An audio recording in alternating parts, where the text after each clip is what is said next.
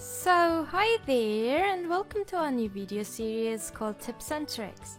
My name is Ayla Işıldak and based on different topics, I'll be showing you some useful tips and tricks to expand your basic skills and improve your productivity. In this clip, we are starting with the first tip, using model generators during your modeling process. To access the dialog, we can find in the menu tools, generate model members or surfaces, and as you can see we have a lot of options for several structure generators, starting here from basic 2D models like 2D frames or 2D trusses to more complex 3D models like 3D frames and also trusses.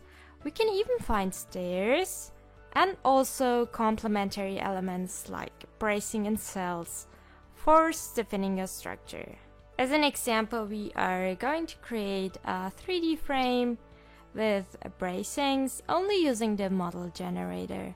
And once again, go up to the menu tools and choose Generate Model Members 3D Frame.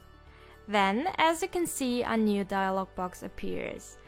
And here we have to enter all parameters like the geometric information for our frame, cross-section and member type, support type, and we can also choose the coordinates where our structure should be inserted. And we are starting with the geometry. The number of spans, we can set this as 3 in X direction, 2 in Y direction, and 1 in Z direction. For our span lengths, we choose 5 in X direction, for the Y direction 4, and maybe 3 for the Z direction. Moving on to the cross-section and member types, the program is telling us here that we need to create a new cross-section. We will start with the columns, so for this, open up the cross-section library. And you can see here that we have many different cross-section types. So for the columns, we will begin with the rolled sections, and in particular the IPE 300. Regarding material, we can import in from the material library, and we will choose steel, for instance, S235 based on the European standard. Then we click OK. And we click OK once again. Now, as you can see, the same cross sections are set for all of the members, but for the other members, I actually want different cross section types. So for this, if you already know which kind of cross section you want to have, it's quicker to click on the Create a New Cross Section symbol and simply enter the name of the cross section. As you can see, RFM automatically imports the properties out of the library. We enter OK to finish our selection. Same procedure once again for the members in Y direction. Enter the name of the cross section and click OK.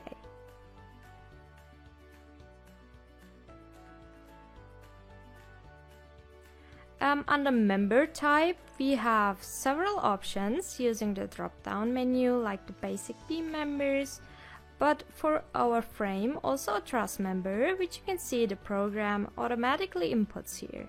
A truss is going to set a moment and release, so we are only transferring axial and shear forces.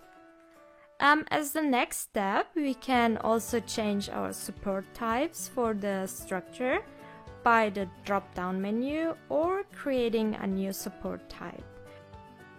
But for our frame, we just leave the hinge supports. In addition, we can specify where the structure should be inserted, and we choose maybe this point.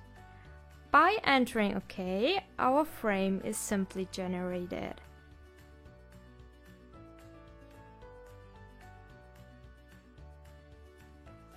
So, as I've already mentioned, we can also create bracings. And once again, go up to the menu tools and then choose Generate Model Members. Down here we can find bracing and cells. Then a new dialog box opens, and as member type we choose tension as it's set on default. Then we select the cross-section type and enter OK. As a next step, we can choose those cells where we want to add a bracing. And as you can see, RFM automatically recognizes closed ones, but for not completely closed ones like this one, we have to create first a virtual line in order to use it as a bracing cell. Once done, we click OK, and then we choose the cells, for example this ones. And then by entering OK, our bracing in the chosen cells are quickly created. So thank you for watching, and if you have any new topic recommendations, just leave us a comment.